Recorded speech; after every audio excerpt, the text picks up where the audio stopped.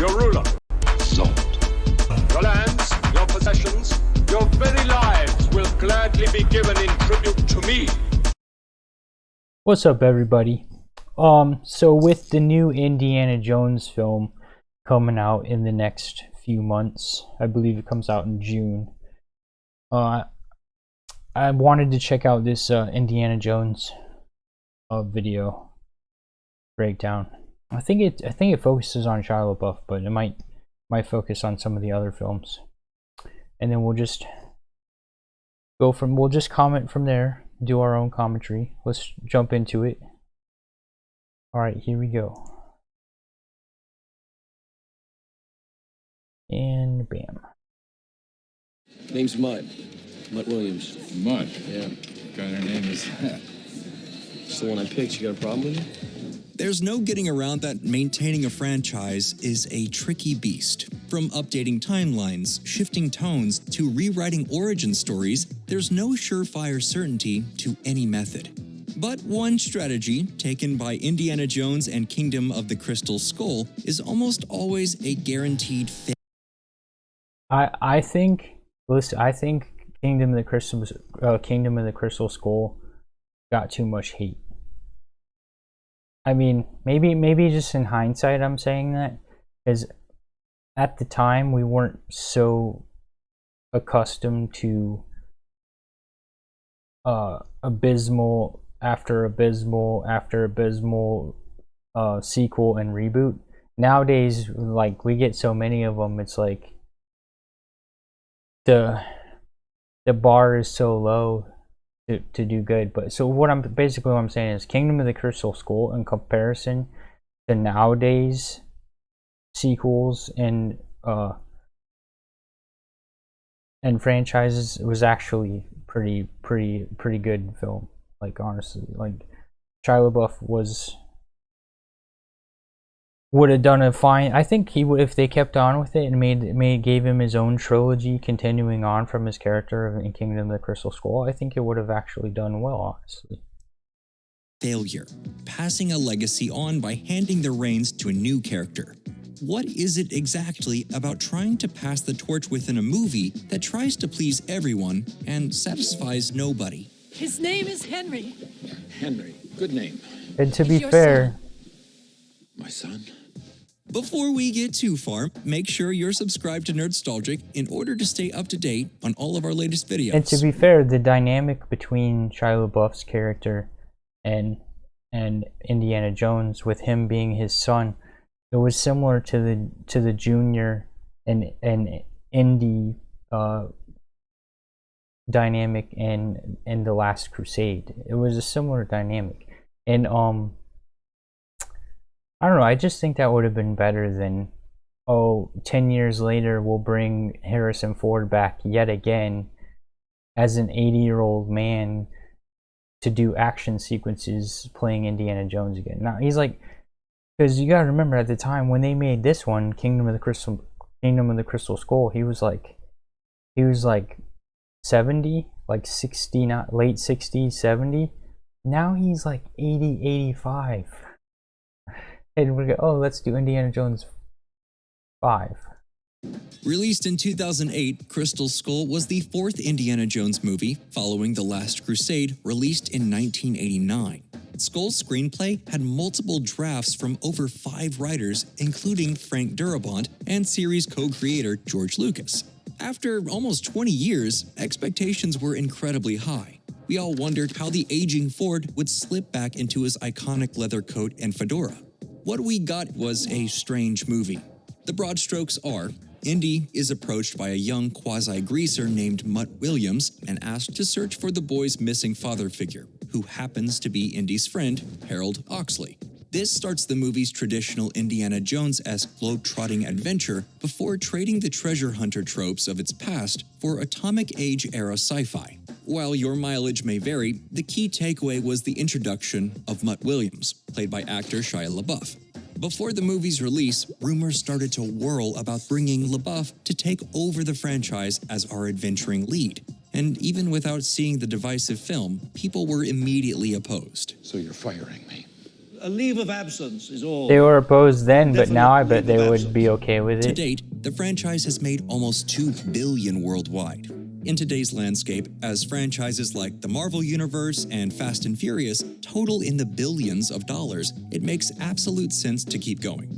As the world craves more familiarity and nostalgia, theoretically, adding a new, younger actor to carry on the legacy of Indiana Jones gives the series a set of legs that could possibly let it run past the aforementioned behemoths. Only those movies were always ensemble pieces. Indiana Jones is simply about Indiana Jones. Side characters have come and gone, but the focal point has always been on the titular character. No more adventures with you, Dr. Jones. Sweetheart, after all the fun we've had together. Harrison Ford has been called the luckiest man in Hollywood, often by himself. A former carpenter who became Han Solo, The Fugitive's Dr. Kimball, and Blade Runner's Rick Deckard. But it's not just luck that has carried Ford along. There's an endearing gruffness and sense of play in his roles, which fits Indy perfectly. Ford walks the line between dignified teacher and world-weary treasure hunter effortlessly. You're a teacher? Part-time. Franchises are designed to appease us. There's a comfort in their consistency. When we watch what we think will be another adventure with Dr. Jones and are left with a watered-down greaser, our sense of comfort disappears. This is most often the problem of trying to pass the torch to a new character. Oftentimes, they're simply unlikable. On paper, if we describe Indiana as a curmudgeonly adventurer who believes in taking artifacts from their natural resting place to be set in a museum, he sounds kind of awful. But when we watch Indy shout, That belongs in a museum! through a torrential downpour, we cheer. We buy into the idea that he is doing this for good, for education and not wealth. In contrast, when Indy and Mutt meet at a diner to discuss the missing Harold Oxley, Mutt just comes across as a jerk. From stealing beer off a serving tray to unprompted temper tantrums, it all just seems kind of childish. Shut up. It's my mother you're talking about. You don't have to get sore all the time just to prove how tough you are. Sit down. At this point, a lot of us had seen a child Indy That's in fair. the Young Indiana Jones Chronicles That's and fair Last Crusade's criticism. Cold Open, and that kid still seemed more mature and put together than Mutt. One aspect of Indy that has always shined was his ability to deflect being anything more than a professor. We would then watch him do something amazing like dangle from tank treads or bring a gun to a sword fight, but his attitude was never one of hollow declaration. Mutt, on the other hand, was pretty braggadocious, while not always delivering. Nice try, kid, but I think you just brought a knife to a gunfight. Despite the numerous failures in trying to pass the torch, we have learned that success is not an impossibility. In 2015, George Miller released the long-awaited Mad Max Fury Road. Fury Road was less about Max Roktansky and more about Imperator Furiosa, played by Charlize Theron. Instead of making Furiosa a sidekick or secondary character, Fury Road made her a main character with her own wants and needs that were independent of Max. While Mutt had his own reasons for searching for Ox, they were all entangled with Indy. From discovering they were father and son, to bringing back legacy character Marion Ravenwood, the whole thing seemed designed to build a family of adventurers together. Fury Road was so steadfast. I disagree. I disagree. I disagree. I liked Kingdom of the Crystal Skull better than Fury Road. I was annoyed that Mad Max wasn't the main character of Fury Road. So in this sense, Kingdom of the Crystal Skull was better. Because yeah, anyways, I'd completely disagree with him on this. But I just want to rank, hold on. I'll do that at the Asked end. on establishing Furiosa in her own right, that the ending of the movie had Max literally disappearing into a crowd as Furiosa was individually celebrated. It's a wonderful moment, And do one we that have feels so much more another earned Mad than the Max? ending of Crystal No, Skull, where because Indy stops Mutt from donning the iconic fedora. They knew they messed Rumors up. have been circulating that this was supposed to be a handoff, and as the final minutes ticked by, the movie itself seemed unsure of what to do now. Got a bad feeling about this. Even when a film does seem steadfast on passing the And the torch, reason this dude is completely forgetting that dude, Fury Road sucked. Let's be honest. Fury Road sucked. They nailed all the action sequences. They nailed the thematics of it. They nailed like the car combat. They nailed all that stuff. But story-wise, it sucked. It sucked. Anyways, the dude is forgetting in his analysis of this. We would have gotten the Shia LaBeouf Indiana Jones trilogy.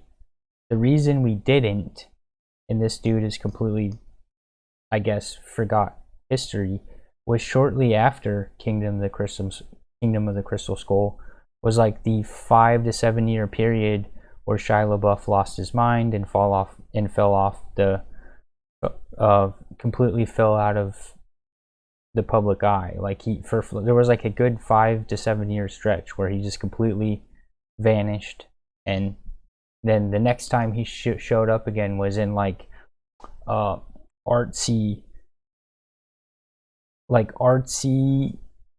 indie films like Nymphomaniac, where you can straight up see full frontal Shia LaBeouf's ding dong in Nymphomaniac, and then he started doing, once he started doing like small indie films, then he started back into the mainstream of doing actual mainstream films. But that right after this when he like had his break, when he like decided he was, he needed like mental health time for himself or whatever, like out of the spot. I understand that. Like you don't want to be on the public eye anymore. When he had that right after this, that's probably the only reason they didn't go ahead and make the Shia LaBeouf Indiana Jones trilogy. They probably had it planned, and then he just had his personal issues. More often than not, it comes up shorthanded. When A Good Day to Die Hard tried to establish Jai Courtney as the only briefly mentioned John McClane Jr., everything felt so forced. We were expected to believe we should care about this character based solely on a name. It was the same when Mission Impossible Ghost Protocol seemed to insist we believe in Jeremy Renner's Will Brandt as much as the cast we had spent so much of our lives with. Conversely, studios have also done a hard pivot in some legacy sequels that don't feature the original protagonists, with projects like The Bourne Legacy or Tron Legacy to middling results. I need to rewatch no one thinks the of Mission Garrett Impossible Hedlund when they series hear the name Tron. That's not to say from we the don't beginning. care or don't want change. Characters like Ironheart and X-23 have managed to capture the imaginations of a new audience, and that's frankly beautiful to see. The difference lies in establishing those characters on their own, instead of a one-to-one replacement. Why don't you stick around, Junior? I don't know. Why didn't you, Dad? Letting go of a character can be hard. Too often, a passing the torch trope feels like we're letting go of a memory, but it doesn't have to be like that. We are often too quick to forget that we never knew we needed Indiana Jones running away from a boulder, or John McClane crawling through a vent. When the creators take the time to sincerely craft a new character... Dude, that was such an iconic moment. Like, we don't get iconic moments like that much anymore.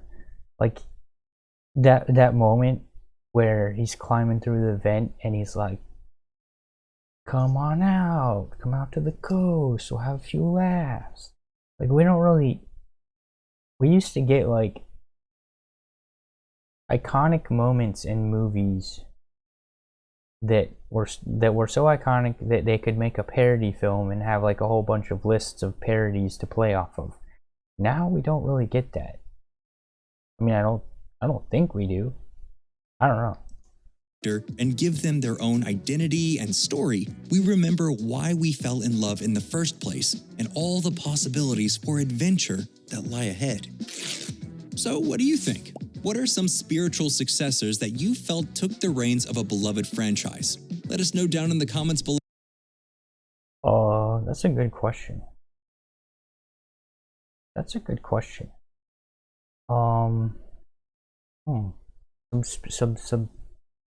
I think Tron Legacy was pretty good.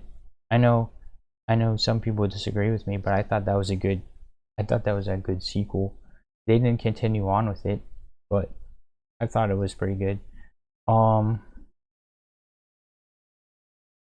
that takes the reins of a beloved franchise. That is a rare occurrence. That is definitely a rare occurrence. A successful taking of the reins of a beloved franchise.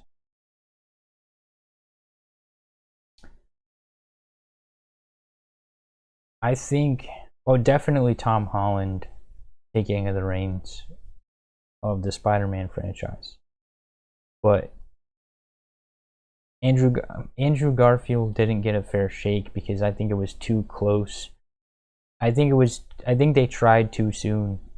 It was only a couple years after the Tobey Maguire trilogy, and people were still wanting more of Tobey. And if they had waited a little bit longer, then I think Andrew Garfield's would have been well received. But that is a good question, because there's not a whole lot of beloved franchise that are given the reins to new. Most of them just fail terribly, like the Star Wars, the new Star Wars trilogy.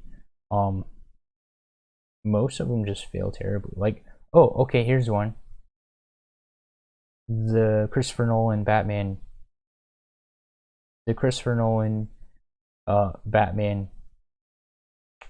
trilogy.